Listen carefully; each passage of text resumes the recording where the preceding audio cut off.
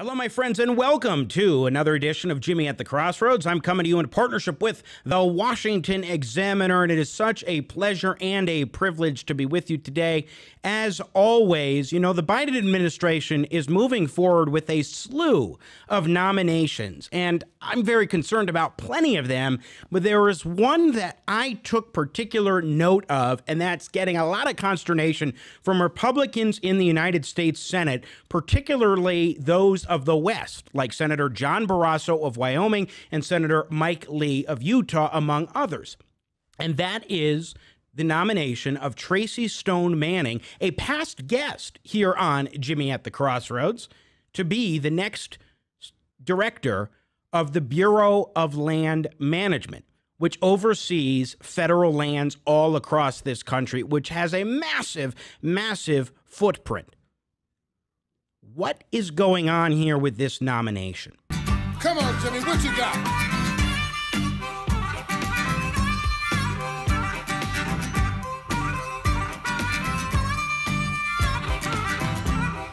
What is going on here with this nomination?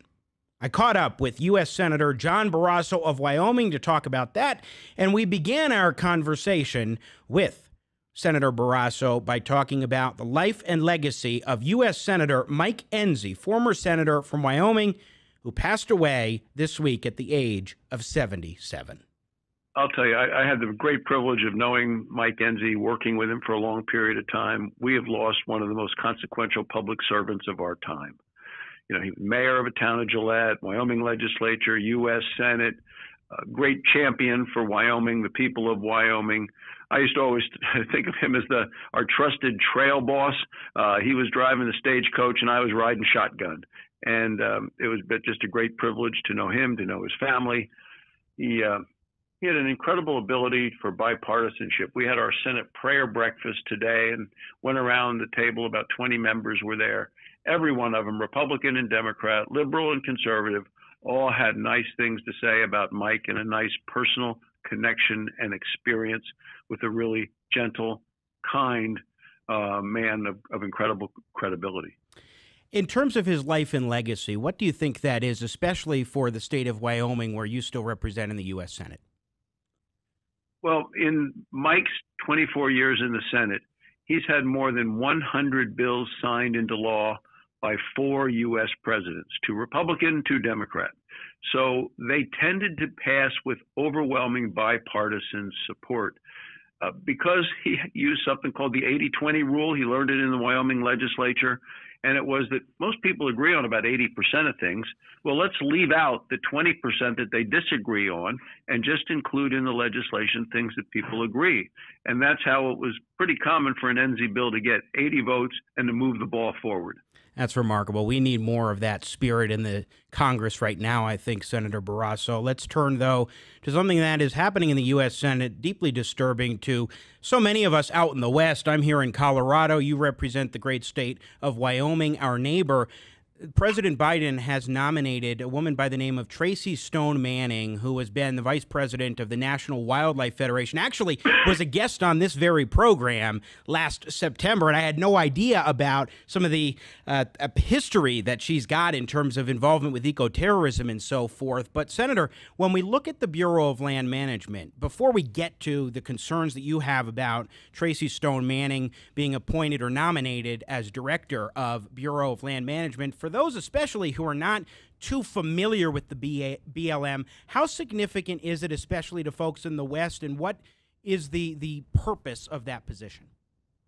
The Bureau of Land Management oversees about 1/8 of all of the land mass in the United States and a lot of the minerals under the ground. It's our national forest, it's our grazing land, it's recreation land, timberland, all of these things. And it's about mostly 13 Western states that are involved in Wyoming. Over half of the state itself is owned by the federal government. So this is a very big deal because the federal government is basically the landlord of the states and has lots to say. And you want somebody there that understands that, understands the law, abides by the law. And what we have now is a nominee who is a disastrous nominee, Tracy Stone-Manning. Even people in the Biden administration have called it a massive vetting failure. Members of President Obama's administration have now come out against her, including the person that used to run the Bureau of Land Management for President Obama. But yet it does seem that these Democrats in the Senate in lockstep are getting behind her, and it does look like she's likely to get confirmed. Now, when it comes to Bureau of Land Management, one of the things that they are tasked with is overseeing the production of oil and gas on federal lands. That's something that Tracy Stone-Manning, back to when I interviewed her last September, Senator Barrasso, she was not a fan of. She has never been a fan of. We knew that that was going to be the case for any Biden nominee to the Bureau of Land Management. But what is particularly pernicious about this nomination of Tracy Stone-Manning, in your view, compared to what we might have otherwise gotten from a Biden nominee?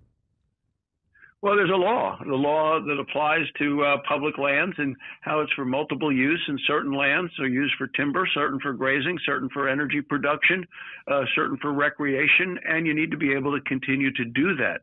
The states of the West, for the most part, have a lot of revenue that comes into the states from the oil and gas, the energy development on those lands. So whether it's New Mexico, which has a Democrat governor, or Wyoming with a Republican governor, the amount of money that comes into the state that is used for things like education and healthcare and roads, important things for any state to have for its citizens, especially in states which are of huge geography but few people. You want to make sure that you can get that revenue coming into the state so they can continue to operate. And this really does make it a lot harder when we have the Department of Interior and the Bureau of Land Management saying, no, you can't use this land that has previously been used for the purpose of energy production and exploration. And, we have gone from the last administration where the goal was energy dominance. It does seem that now under President Biden and the mandates that he is putting out, and whether it's cutting out the Keystone XL pipeline, putting a moratorium on energy exploration on public lands, we're now an energy dependent nation. And it's not that we're using less fossil fuels. We just need to import it from people who are not necessarily our friends. And when it comes to Tracy Stone-Manning, her history particularly includes involvement with eco-terrorism. Her husband's written things about wildfires at homes in the mountains. Well, tell us a little bit about that, because I've seen you and other senators really drill that home, not just with Tracy Stone-Manning's nomination in particular, but also with the Secretary of Interior this week. Well, that's exactly right. So in terms of eco-terrorism, when she has at an earlier time in her life collaborated with eco-terrorists, and what they did was they hammered hundreds of pounds, about 500 pounds of large metal spikes into trees in the national forest because they were trying to prevent loggers from cutting those trees, even though they were permitted by law to do so. If a chainsaw or a bandsaw in a timber mill hits one of those large spikes, it explodes, the saw does, and it can kill or maim the logger, or if it's a firefighter who's there trying to deal with a wildfire. And look, she lied to the Senate about her role. She covered it up for years. The main criminal investigator came to us in the Senate after her hearing and said she lied to you.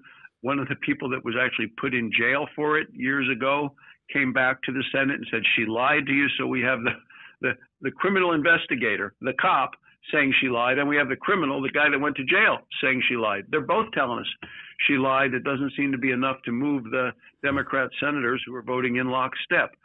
With regard to forest fires that you raised, specifically on our national forests, that people build homes in the interface, in areas that are beautiful areas to be at, and people want their homes. Well, just last year, her husband wrote this treatise on the fact it would be just desserts essentially if we just let them burn. If they're in an area of a national forest, or there's a forest fire somewhere, just let them burn, and that it would be justified, and seemed to gleefully look forward to it. And then she tweeted just in October of last year, we're not talking about when she was in college, we're talking about just 10 months ago, that what her husband wrote is a clarion call. Well, you look at what's happening, the forest fires that you're having right now. I just checked the weather app in Casper. The weather says smoke. Well, we don't have a fire going on in Casper, but it's smoke coming across from fires in other states. People are fully aware of the issues of forest fires. And if her mindset is, well, wouldn't it be wonderful if these homes burned, or you know, we could take some pleasure in that, is what seems to be what her husband is looking forward to. That's not somebody that ought to be running the Bureau of Land Management, overseeing our national forests. Before we wrap up with you, Senator John Barrasso, our guest representing the great state of Wyoming, I'm just listening to you and having watched some of the proceedings in these Senate hearings, it is so stunning to me that the Democrats would be more than willing to confirm a Biden nominee to oversee federal lands who seems not to care too much about wildfires if people's houses are in the line of those fires, or someone who has engaged in eco-terrorism or supported eco-terrorism in the past. I don't get how we've gotten here, Senator. I don't either. It just seems that the Democrats in the Senate they will do whatever Joe Biden says. If he's nominated somebody, they really don't want to take any of those nominations down. It does tell you what happens when you have a 50-50 Senate and the vice president there to break the ties. But when people within the administration recognize it was a massive vetting failure, when former director of the BLM under President Obama and the #1 career member under President Obama both come forward saying she is unqualified because of her past activities, that should send a message and say, yeah, let's put somebody there who will do the job and be respected by the men and women who work there. The one person who wrote a letter to us has been there for 38 years, and he said, you know, what she did was threaten the lives of my coworkers by being involved in this eco-terrorist plot to drive spikes into the trees in the national forest. How can people that work for this agency look up to her with any respect? And the answer is they can't. So you would think that the president would want somebody in that office who would gain respect from the coworkers as opposed to distrust and disgust. And final question for you, Senator. We're recording this on Wednesday, July 28th. Any ideas on the timeline for a full Senate vote? It does seem like she's on the road to confirmation unless some Democrat gets their senses knocked into them and says, you know what, this isn't such a good idea. I'm with you. They're going to have all 50 senators there to vote because every Republican's going to vote no. Yeah. And any idea when that will happen, that vote? No, that's up to the discretion of the majority leader. I know he has a lot of nominees that he's trying to work through the process in a limited amount of time, but I'm not sure when it's going to. We will see. Senator John Barrasso of Wyoming, thanks so much for joining us here on Jimmy at the Crossroads. Really appreciate your time. Thank you.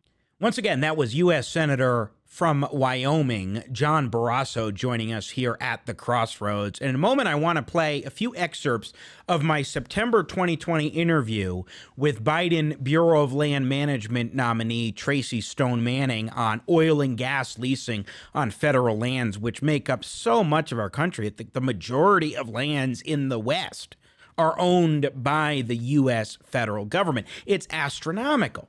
But I want to make a couple of quick points before we get to that. First, just think about this. Oil and gas production in the past few years empowered the United States to become a net exporter, finally, of oil and gas. That's good for America's economic security. That's good for our national security. It's good for the country, especially right now when we need to improve economically. To put these kinds of restrictions that Tracy Stone-Manning would like to do on oil and gas production on federal lands could be devastating to the American economy and certainly to our dominance, increasing dominance on the world stage when it comes to energy production. And then on top of that, that's the baseline, and that's what you'd probably get from a Biden nominee no matter what. But then we add on top of that Tracy Stone-Manning's past history dabbling with eco-terrorism and then lying about it. And her husband's comment a couple of years ago, I guess, that Tracy Stone-Manning tweeted out as a reminder and said it's a clarion call, her husband's comments in which he called in part for firefighters to avoid putting out fires if there are homes involved in the mountains or in the forests. What in the world is that? Especially coming from the likely leader of the Bureau of Land Management overseeing federal lands in this country. It's honestly, it's mind-blowing that that's where we are at right now. Alas, it does look like sometime in the next several weeks, Tracy Stone-Manning will officially be voted in by the United States Senate as the Bureau of Land Management Director. We don't know what some Democratic senators will vote. For example, Senator Michael Bennet of Colorado, I don't believe he has committed one way or the other yet, except he did vote in favor of accepting the referral. I think it's a discharge or something like that that comes from the committee so that the Senate can then vote on it on the floor. Senator Bennet did vote for that, for approval of that. We'll see what happens, but it does look likely that Tracy Stone-Manning, unfortunately, will become the next director of the Bureau of Land Management. But so who is she? What are some of her views?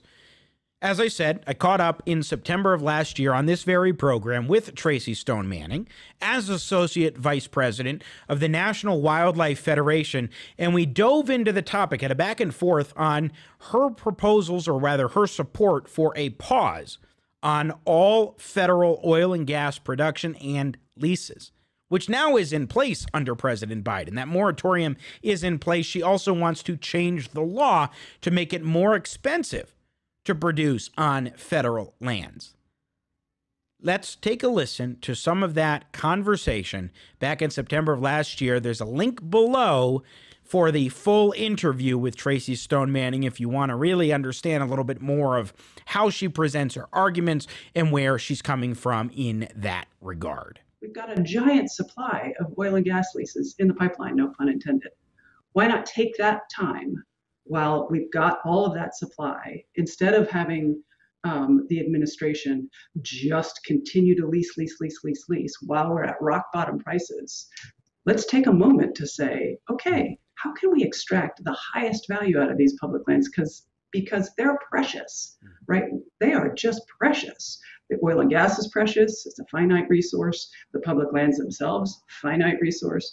We ought to do the very best of getting the true value out of those lands. So a couple of thoughts. Yeah. Nobody gets hurt if we pause. Nobody gets hurt. Not the consumer, not the companies, not the government. Since if you go back 2009, when Barack Obama took office, there were 53,431 leases in effect on federal lands, according to the Bureau of Land Management. There are now 38,000, or at least as of 2018, there were 38,147 leases. Noticeable decline from when Barack Obama had taken office. So even though there's a growth in leasing under President Trump, we're still not to that level that we were even back when Barack Obama had taken office. And so now, especially when the United States is a leader in producing oil and gas, isn't this a time when we should be laying the groundwork for more production to keep that leadership position, especially from national security and economic standpoint? Well, I think that you could argue that the administration has tried to do that, right? They've put up 24.5 million acres of our public lands for oil leasing, but the companies have only bought 5 million of those, right? We just have a supply and demand issue here. And of those 5 million that the companies bought, 1 million of those acres, it's unbelievable, were sold at $2 an acre for the lease. Like, our public lands just have, they have so much more worth than that, right? We are literally practically giving the land away. So, again, 24 million acres offered, only 5 million bought by the market, and 20% of those were bought at rock bottom prices. So that tells me that the market is fine, and we have a minute here to say, are we getting enough for our public lands? Should we rethink this? And appreciate that Senator Grassley and Udall are asking that question of Congress. Sure. Well, one thing that I'm curious about, though, is, okay, so if the market mechanisms that are in place are not taking advantage of the leasing that is being put up for sale, so you got leases being put up for sale, and as you're saying, there are a heck of a lot of them that are not being purchased. Isn't that an indicator that the system's actually working the way that it should, that they're not just going ahead because it's available at lower prices than maybe in the past, that they're not jumping in and just taking advantage of that opportunity? If the market isn't responding that way, what's wrong with at least making them available in certain locations? Because government is a finite resource too, right? So here we have all these agency personnel doing the work of putting leases up for sale. You know, it's work, only to have no takers. And in a time of where we have to be really lean and wise about how we spend our taxpayer dollars, paying our government employees. Why are we paying them to do work that nobody takes advantage of when they could be working on wildlife habitat and how to best restore these lands for the future? I think this administration's priorities are too focused on what they call energy dominance, that doesn't have any positive outcome for either the market, the consumer, or the public land lover. The thing that I'm just struggling with is that if the market isn't taking advantage as much of these leases that are available, it doesn't seem to me that you really need much of a pause at this point, even if you want to go ahead and change the laws, because it's not like they're actually jumping in at this opportunity, especially when, again, you were saying $2 per acre. That's something that's been going back for decades. It's not like it's something that is brand new under the Trump administration. And also the leases still are significantly fewer than there were when Barack Obama was president. If you think about it, every lease sale that we let go by, where we're selling land, leasing land at $2 an acre, is money not in the pockets of Coloradans. Colorado has lost $1.3 billion over the last 10 years because we don't charge enough for use of our public lands. I just think that it's time that we as taxpayers begin to recuperate that money. You know, it's never too late to fix something, and now is a pretty good time to fix that. Yeah, I think that those are two separate issues from where I'm coming from in terms of the idea of a pause and then also possibly changing the law. But I see where you're coming from. Once again, Tracy Stone-Manning back in September, Biden's nominee for the Bureau of Land Management, basically making the argument, look, we should put a pause on federal land leases to oil and gas companies for oil and gas production. And while we're doing that, we should change the laws. And I was arguing, look, if we don't have a ton of companies that are taking advantage of all of these leases, as I mentioned, the comparison under Trump back then to Obama under his presidency, then why bother with a pause? Why not just work on changing the law now? Not that I would support a pause anyway, but I didn't feel like I got a clear answer in any way. I also want to clarify what I said before referencing federally owned lands. 640 acres of the United States is owned by the U.S. federal government. 28% of the land in this country equates to 640 acres. It's about 30% of our country.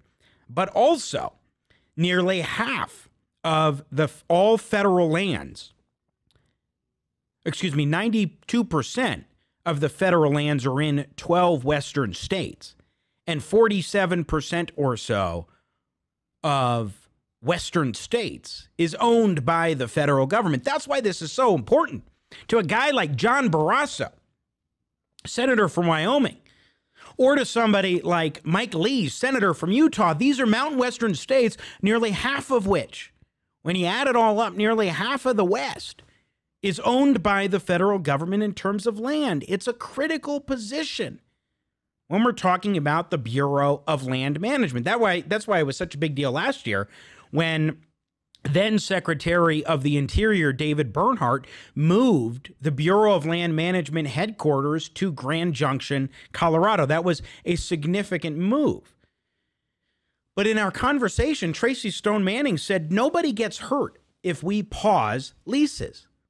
Well, I think gas prices in this country are just an example of the kinds of negative consequences that can happen if you have a government stranglehold placed on production.